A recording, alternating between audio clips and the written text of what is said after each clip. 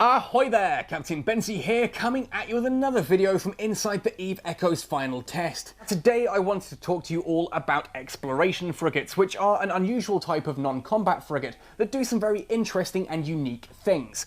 Ultimately, these are incredibly useful ships, and I'm hoping that by the end of this video you'll want to be adding one of these to your ship hangar as well, so that you can give all this a try. I'm mainly going to be looking at the Minmatar Probe Covert Ops that you can see on screen now, but I will look at the other empires and their exploration frigates too, and we're going to talk about all those crazy different shenanigans that you can get up to using one of these ships. Now before we jump into this video, if you do enjoy it, let me know by hitting a like on it at the end, and consider subscribing to the channel for all things Eve Echoes, making sure to ding that notification bell so that you know when the next video goes live as soon as it does. Let me know what topics you want to see me cover in future videos. If you've got a burning question that you want answered or a ship that you want me to have a look at, let me know in the comment section below. Come join us on the Catskull Cartel Discord as well. The public channels there are full of a very friendly bunch of people who will gladly help out at any problems that you happen to have if they can help you. Speaking of help as well, if you want to go the extra mile and help support this channel, you can do so by coming and joining me at Patreon. Every single dollar really does count and helps me out so much. This channel is my only source of income currently, so every dollar really helps support me. It helps keep me making this content. It keeps me helping you.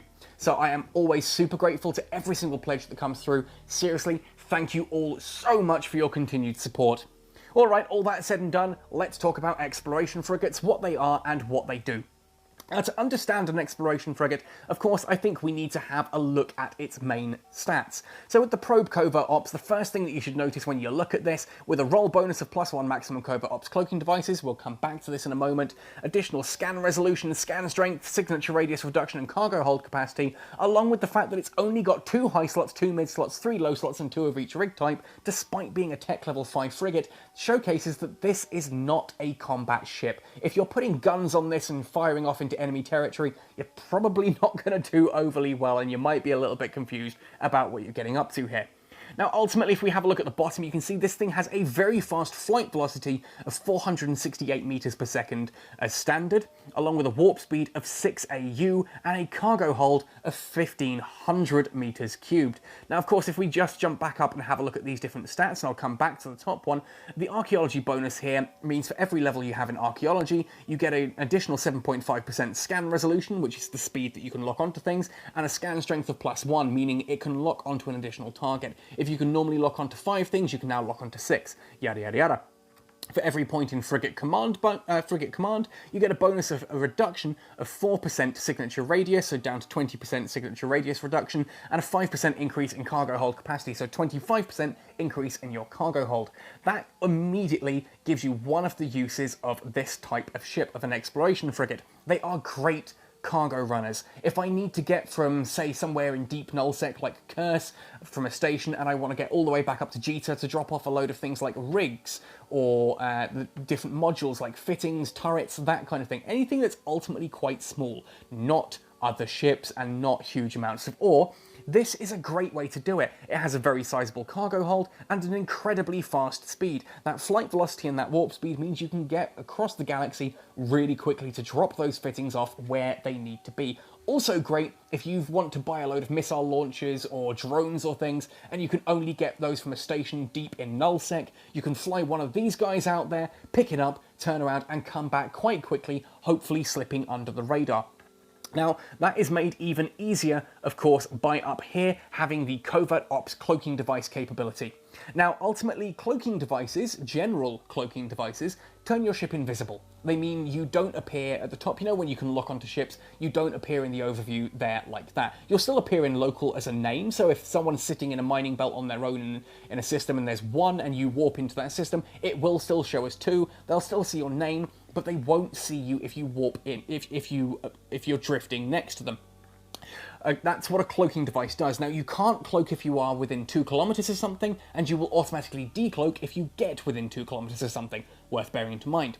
Now, a Covert Ops Cloaking Device, on the other hand, what these things do is they allow you to warp whilst using them. Standard cloaking device, you cannot warp while wearing one. Here, you can, which is an incredibly useful ability, as I'll showcase later, for the second thing I love about exploration frigates. This, is, of course, is the second thing in EVE Echoes.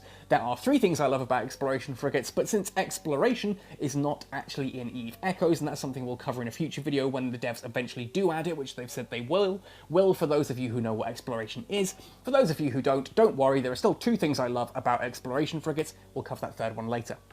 The second thing I love to do is to warp out and actually scout out areas in this, which you can only do with the Covert Ops Cloaking Device equipped. Now, Covert Ops Cloaking Devices can only be fitted to ships that have this +1 max Covert Ops Cloaking Device. If I buy a Mark V Covert Ops Cloaking Device and just try to put it on a Kestrel, for example, it's not gonna work. It cannot work. You can't fit it. It just doesn't happen. You need that +1 max Covert Ops Cloaking Device. And that's ultimately what this is all about. You've got a ship here that you can very quickly get around the galaxy with a full cargo hold, and you can go scouting with. And we're going to have a look at that in just a moment. Now, how I've outfitted this particular one, first of all, if you look at its defense, you can see it's fairly low on defense. It's not bad for a frigate, but it is definitely a shield ship there. So in the low slots, I've gone for a Mark V small shield booster, just so I can repair any damage that the ship happens to take. If something does manage to lock me and get a couple of hits in, hopefully I can get away quickly and I can just heal that up at a further point. It's actually kind of tempting to put an armor repairer on here as well, just in case, because obviously the shields will repair naturally over time. The armor, you would either have to dock or you can repair it naturally. That is something to consider. A Mark III small afterburner just allows me to navigate that a little bit faster and to get where I need to be, or to get away from things a little quicker. Of course, I do also have the Mark V Covert Ops Cloaking Device. We'll come back to this in a brief moment. The top as well, I then have, saying it's not a gunship, I've put two Mark V small strike cannons on there, just in case anything does happen to get a little bit close. I've been out in these before, and some unfortunate sod has got himself blown up, is sitting there in a pod and very kindly asks me, please can you kill me to send me back home. I'd like to have a gun, so at least I can do that. But anyway, let's go back to the Mark V Covert Ops Cloaking Device. If we look at its stats here, you can see that it's got a targeting delay of 30 seconds. That means once you drop the Covert Ops Cloaking Device, once the cloak drops, you still have 30 seconds before you can lock onto something, so you can't just gank it. That's something that does change on, for example, a stealth bomber. Have a look at the stealth bombers if you want to use Covert Ops Cloaking Devices in order to blow people up at very short notice. Scan resolution adjustment means you struggle to lock onto stuff until that has gone through. And it's got a reactivation delay of 30 seconds. If you drop the cloak, it takes another 30 seconds, basically to recharge before you can reapply it. Now, ultimately, that is the Probe Covert Ops, but what about other types? Ultimately, you can start off with Minmatar doing this kind of thing in a standard probe, which is available at Tech Level 3. It just has slightly lower stats here. It's not able to fit the Covert Ops Cloaking Device, and it's only got the signature radius and scan resolution there, rather than the cargo hold size. Cargo hold's also a little bit smaller at 1000. Warp speed is reduced down to 5.5 as well, but it's still a perfectly good ship if you just want to get some bits back and forward, and they are dirt cheap on the market. Now, if we were to look at the other different empires, go into Caldari first of all. Obviously, the Tech 3 version is the Heron, and then if we look at its stats, actually, sorry, here, you see the main difference between these. There's very little in the Tech 3 ones. It's mainly once you hit the Tech 5. You all get that Covert Ops Cloaking Device. This particular one, the frigate command bonus is flight velocity, still cargo hold capacity there, flight velocity rather than the signature radius reduction. So the Heron will get you there faster, but it's slightly less safe in doing so. Then if we come out and go into Galente, you get everyone's ugliest ship, which is the Imicus Covert Ops. God, I hate this thing, seriously. I'm gonna just take a moment to, can we just appreciate how bad that ship actually is? And oh crikey, my battery's low on this video. How ugly that ship really, really is.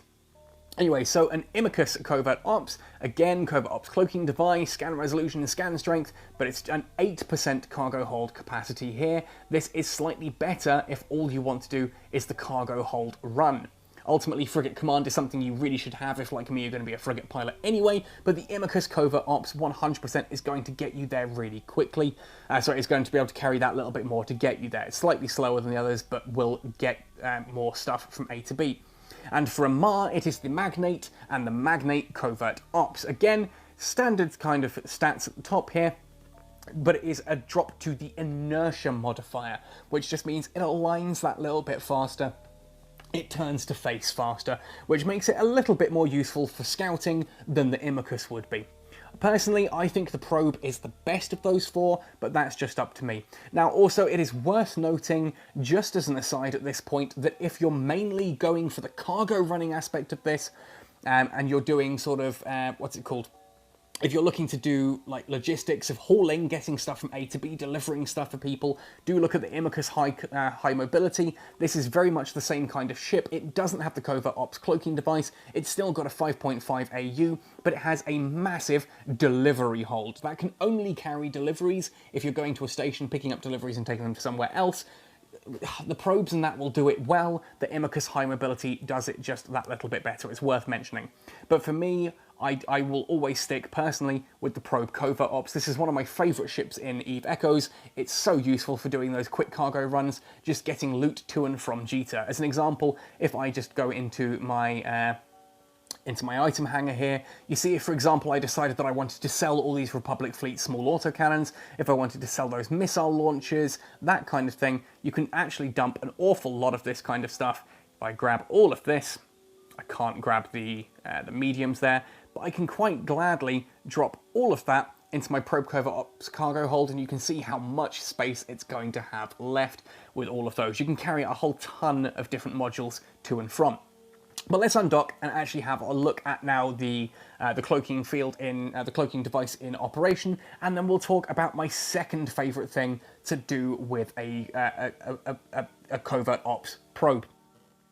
Now that I'm out in space, you'll see that if I try to activate the cloaking device within 2,000 meters of the station, I do get that alert telling me, sorry, can't do that, you're within 2 kilometers, it won't activate.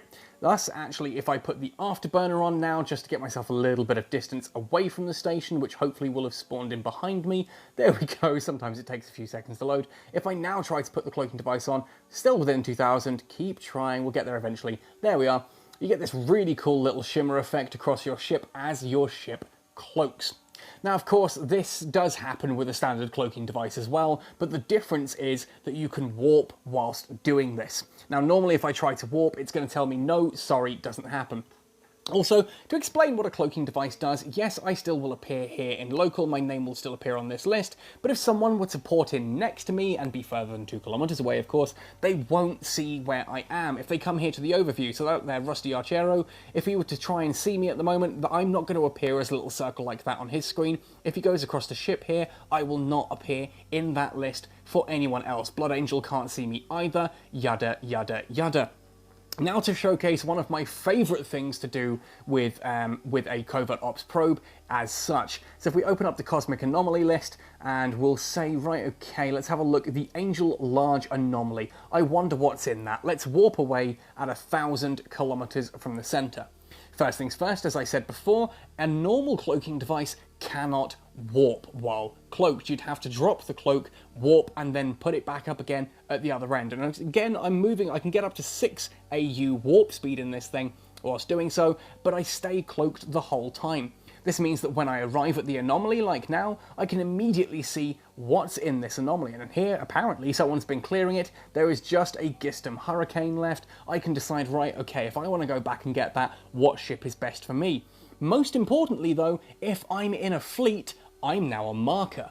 I can actually, naturally, on my own, pick a point, like say if I want to move towards that asteroid there, I can start to approach that particular asteroid there, and just move through this fleet, so I can position myself behind the enemy fleet and be a warp point marker. Anyone who is then in the fleet, I can drop my cloak, they can then open up the fleet overview, tap on my name and warp to me, and the whole fleet can jump in behind the enemy fleet. And that is such an amazingly powerful ability in fleet PvP, and ships like this are your best way of doing that.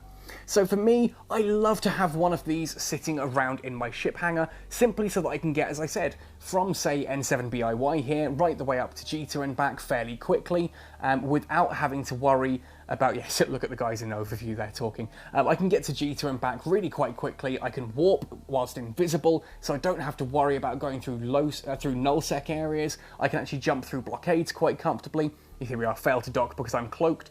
If I were to, for example, there we are, it's going to uncloak and take me through. but I can get out to Jita nice and quickly in this thing thanks to that 6AU warp speed. It's got a decent enough cargo hold so that I can comfortably take a whole ton of stuff with me to sell on the market, which is always a big bonus. And I can go out and act as a fleet marker point, and that is the most fun for me. Get behind the enemy fleet, decloak, act as a jump point, everyone else comes back to you. I probably lose the Covert Ops Covert Ops ship at that point, because everyone goes, oh my god, there's someone here, and they open fire, but everyone else is already warping to your point. I then just go back in a pod, pick out whichever ship I want, and warp to the rest of the fleet and join my mates in combat. Oh boy, good fun. Anyway, folks, that does about cover everything that I want to say now about exploration frigates. I love these things so much. They're a little bit unusual. They're nice and cheap to have, though, which is always a good thing. They're a little bit unusual, a lot of fun to play around with, and incredibly useful. Hopefully I've inspired you to get one of these into your hangar and give it a go, whether it's the Magnate, whether it's the Imicus, whether it's the Heron, or whether it's the Probe.